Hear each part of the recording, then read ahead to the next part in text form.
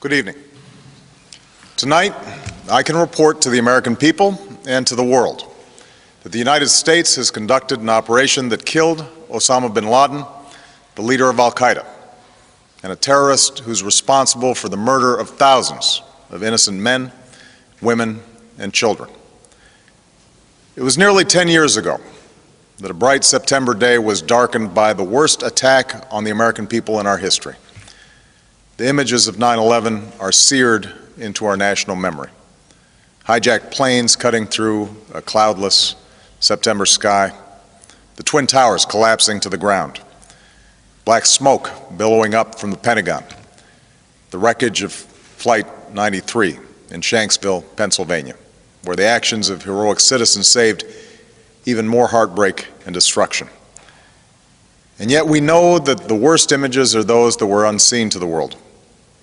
The empty seat at the dinner table, children who were forced to grow up without their mother or their father, parents who would never know the feeling of their child's embrace, nearly 3,000 citizens taken from us, leaving a gaping hole in our hearts.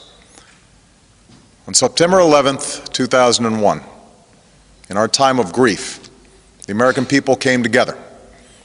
We offered our neighbors a hand, and we offered the wounded our blood. We reaffirmed our ties to each other and our love of community and country. On that day, no matter where we came from, what God we prayed to, or what race or ethnicity we were united as one American family. We were also united in our resolve to protect our nation and to bring those who committed this vicious attack to justice. We quickly learned that the 9/11 attacks were carried out by al-Qaeda, an organization headed by Osama Bin Laden, which had openly declared war on the United States and was committed to killing innocents in our country and around the globe. And so we went to war against al-Qaeda to protect our citizens, our friends, and our allies. Over the last 10 years, thanks to the tireless and heroic work of our military and our counterterrorism professionals, we've made great strides in that effort. We've disrupted terrorist attacks and strengthened our homeland defense.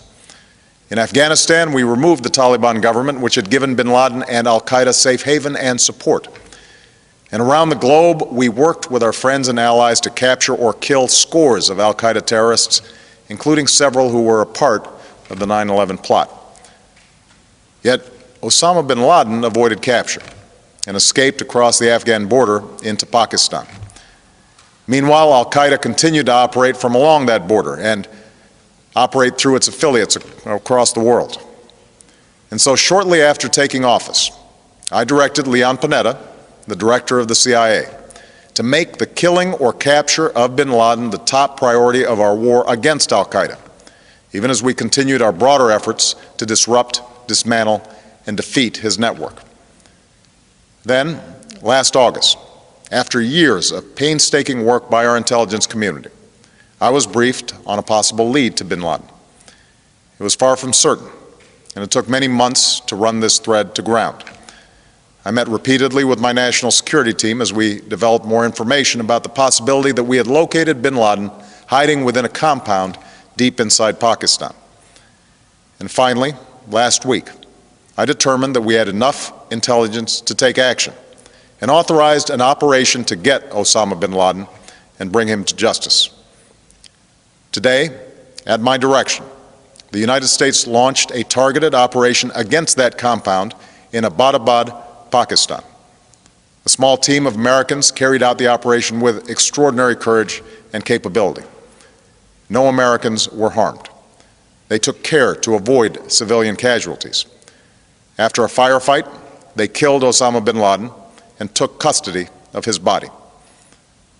For over 2 decades, bin Laden has been al-Qaeda's leader and symbol, and has continued to plot attacks against our country and our friends and allies. The death of bin Laden marks the most significant achievement to date in our nation's effort to defeat al-Qaeda. Yet his death does not mark the end of our effort. There is no doubt that al-Qaeda will continue to pursue attacks against us. We must and we will remain vigilant at home and abroad. As we do, we must also reaffirm that the United States is not and never will be at war with Islam.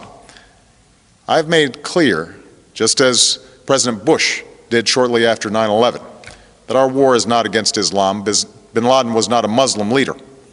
He was a mass murderer of Muslims. Indeed, al-Qaeda has slaughtered scores of Muslims in many countries, including our own. So his demise should be welcomed by all who believe in peace and human dignity. Over the years, I've repeatedly made clear that we would take action within Pakistan if we knew where bin Laden was. That is what we've done. But it's important to note that our counterterrorism cooperation with Pakistan helped lead us to bin Laden and the compound where he was hiding. Indeed, bin Laden had declared war against Pakistan as well and ordered attacks against the Pakistani people. Tonight, I called President Zardari, and my team has also spoken with their Pakistani counterparts.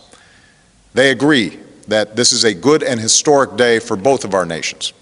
And going forward, it is essential that Pakistan continue to join us in the fight against al-Qaeda and its affiliates. The American people did not choose this fight. It came to our shores and started with the senseless slaughter of our citizens. After nearly 10 years of service, struggle, and sacrifice, we know well the costs of war. These efforts weigh on me every time I, as Commander-in-Chief, have to sign a letter to a family that has lost a loved one, or look into the eyes of a service member who's been gravely wounded. So Americans understand the costs of war. Yet, as a country, we will never tolerate our security being threatened, nor stand idly by when our people have been killed.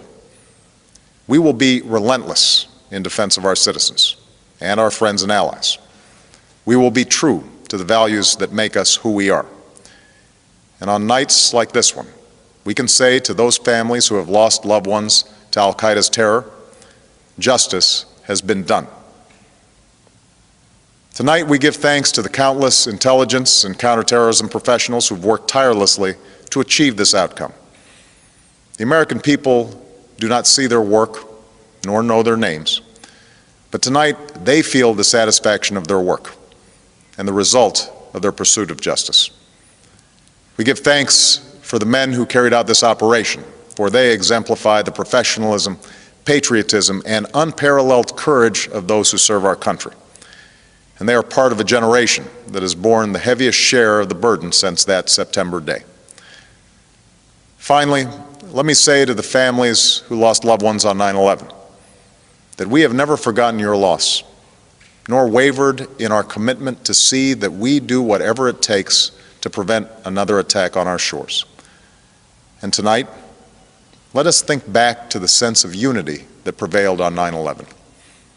I know that it has at times frayed, yet today's achievement is a testament to the greatness of our country and the determination of the American people.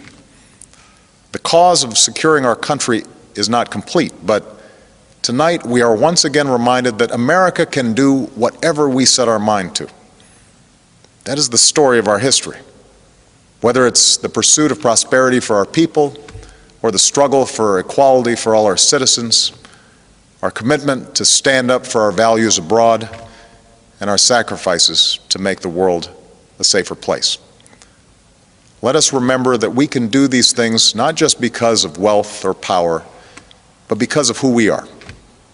One nation, under God, indivisible, with liberty and justice for all. Thank you. May God bless you, and may God bless the United States of America.